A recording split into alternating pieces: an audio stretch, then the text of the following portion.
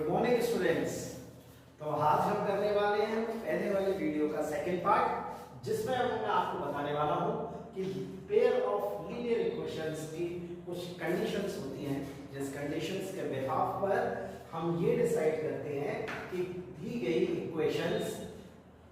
अगर graphical representations के आधार पर अगर हम देखा जाए तो क्या वो इंटरसेक्ट करेंगी लाइन, या वो लाइन पैरेलल होंगी, या फिर वो लाइन कोइंसिडेंट होंगी, अगर हम ग्राफिकल रिप्रेजेंटेशंस के आधार पर अगर हम बात करें। और अगर हम बात करेंगे अलजेब्रिक इंटरप्रिटेशन के आधार पर, तो वो लाइन की जो वैल्यूज आने वाली है, अननोन वैल्यू जिसे हम वेरिएबल बोलते हैं, उन वेरिएबल्स की वैल्यूज कितनी निकलेंगी ये डिसाइड करती हैं ये कंडीशंस। तो आइए हम शुरू करते हैं वीडियो का ये पार्ट, जिसमें हम आज सारी चीजें क्लियर कर लेंगे कि दी गई जो अननोन वैल्यूज हैं x और y की किसी लीनियर इक्वेशंस में, उनकी वैल्यूज किस तरीके से फाइंड की जाती है। तो सबसे पहले हम बात करेंगे कि जो पेयर ऑफ लीनियर इक्वेशन है, इस पेयर ऑफ लीनियर इक्वेशंस का अगर हम कंपैरिजन करेंगे तो इस कंपैरिजन में हमें a1, a2, b1, b2 और c1, c2 की वैल्यूज इनकी इक्वेशंस के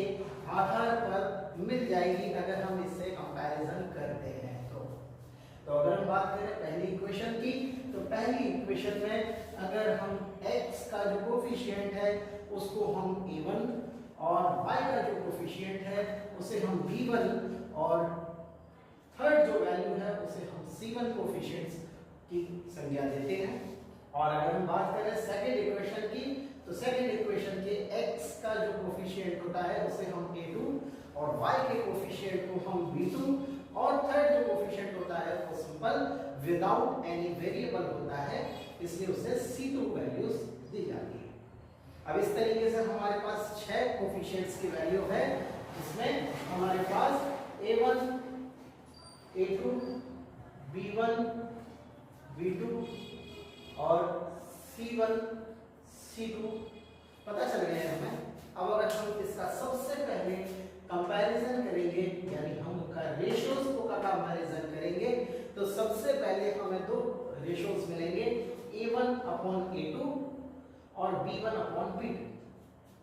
अब a1 और a2 का जो रेशियो होता है, अगर इसकी वैल्यू b1 अपॉन b2 की वैल्यू के इक्वल नहीं आती, तब हम कहते हैं ग्राफिकल रिप्रेजेंटेशन में कि ये लाइन, क्योंकि हर एक इक्वेशन एक लाइन को रिप्रेजेंट करती है, हर एक इक्वेशन एक लाइन को रिप्रेजेंट करेगी, क्योंकि ये लीनियर इक्वेशन है और लीनियर इक्वेशन हमेशा एक लाइन को रिप्रेजेंट करती है। तो अगर a1 अपॉन a2 जो रेशियो है वो b1 अपॉन b2 रेशियो के बराबर नहीं है, तो ग्राफिकल रिप्रेजेंटेशन में वो लाइन एक दूसरे को इंटरसेक्ट करेंगी किसी एक पॉइंट पर। ओके, और अगर हम उसका अलजेब्रिक इंटरप्रिटेशन बात करें, इसका मतलब ये होता है कि x और y की जो वैल्यू है वो कितनी निकलेंगी। तो अगर हम इंटरसेक्टिंग लाइन को यहाँ पर देखेंगे कि वो एक पॉइंट पर लाइन इंटरसेक्ट कर रही है, इसका मतलब उसका जो आंसर है वो भी एक ही आएगा एग्जैक्ट। इसका मतलब कि क्या होगा, the solution will be unique, यानी इसका केवल एक और केवल एक ही आंसर होगा x और y का। बहुत अच्छे। अब अगर हम बात करें कंपैरिजन करके कि किसी और इक्वेशंस के पेयर के लिए, तो अगर मान लो वही इक्वेशंस का पेयर अगर हमने कंपैरिजन किया और उसमें a1 अपॉन a2 का जो रेशियो है, अगर वो बराबर आता है b1 अपॉन b2 के रेशियो के, यहां तो हमने इक्वल नहीं था, तो हमने ये डिसाइड कर लिया अलजेब्रिक एक्सप्रेशन में कि ये यूनिक सॉल्यूशन है और ग्राफिकल रिप्रेजेंटेशन में वो लाइन एक पॉइंट पे इंटरसेक्ट करेगी। लेकिन अगर वो दोनों ही रेशियो इक्वल होते तब हम इक्वेशन का हम सेकेंड पार्ट देखते, यानी कि अगर हम इसका c1 अपॉन c2 रेशियो भी कंपैरिजन करेंगे, तो a1 और a2,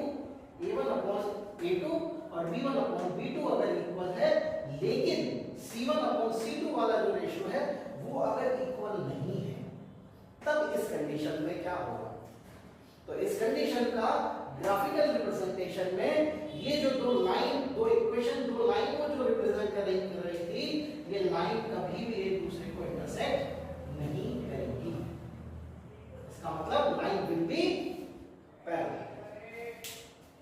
आई होप आपको समझ में आ रहा होगा कि अगर कोई लाइन एक दूसरे को इंटरसेक्ट ही नहीं कर रही तो उसका कभी भी x और y की वैल्यू आएगी ही नहीं। इसका मतलब कि उसका कोई भी सॉल्यूशन एल्जेब्रिक इंटरप्रिटेशन के आधार पर इसका कोई भी सॉल्यूशन नहीं होगा। बहुत अच्छे, ये भी आपको जब क्लियर हो गया कि जब दो रेशियोज बराबर नहीं है, फिर आपने अगले पॉइंट में देखा कि दो रेशियोज शुरू के तो बराबर है लेकिन थर्ड वाला रेशियो इक्वल नहीं है, तब नो सॉल्यूशन हो गया। लेकिन अगर एक कंडीशन और बन सकती है कि अगर हमने इन्हीं दो इक्वेशंस का कंपैरिजन किया और इस बार हमने a1/a2 का रेशियो b1/b2 के रेशियो और c1/c2 के रेशियो के इक्वल रखा और हमने ये देखा कि ये तीनों ही रेशियोज आपस में इक्वल हैं। इसका मतलब सीधा सीधा ये हुआ कि ग्राफिकल रिप्रेजेंटेशन के आधार पर ये लाइन एक दूसरे पर कोइंसिडेंट होगी, यानी कि एक लाइन के ऊपर ही अगली लाइन होगी और जो सारे पॉइंट्स हैं वो एक दूसरे के ऊपर ही लाई करेंगे। तो यहाँ दोनों इक्वेशंस जो हैं वो एक के ऊपर एक स्थित होगी, या कह सकते हैं जैसे अगर मैं बात करूं आपसे तो एक हाथ के ऊपर अगला एक हाथ, या फिर अगर मैं किसी किताब का या बुक के पेजेस की बात करूं तो हर एक बुक के पेजेस के ऊपर जो अगला पेज होता है वो कोइंसिडेंट होता है। ठीक, तो इसका मतलब ये हुआ कि हर एक लाइन और उसके ऊपर दूसरी लाइन उन सारे पॉइंट से होकर जाएगी जिससे पहली लाइन होके गई थी, उसी पॉइंट से होकर दूसरी लाइन भी जाएगी। इसका मतलब ये हुआ कि वो लाइन कोइंसिडेंट है। तो उसका एल्जेब्रिक एक्सप्रेशन क्या होगा, x और y की वैल्यू कैसे निकलेगी, तो x और y की इनफाइनाइट वैल्यू निकलेगी क्योंकि वो हर एक पॉइंट पर इंटरसेक्ट कर रही हैं। इसका मतलब कि इसके बहुत सारे अनगिनत उत्तर निकलेंगे, इनफाइनाइट आंसर्स निकलेंगे। तो आज के इस टॉपिक में हमने ये क्लियर कर लिया, वो सारी कंडीशंस इक्वल कर ली। ये जिन इक्वेशंस के आधार पर अगर हमने कंपैरिजन किया इनका रेशियोज का तो हमें पता चल गया कि हमें सिर्फ और सिर्फ यूनिक सॉल्यूशन में ही आंसर फाइंड करना है, बाकी के दो सॉल्यूशन में हमें आंसर फाइंड नहीं करना है।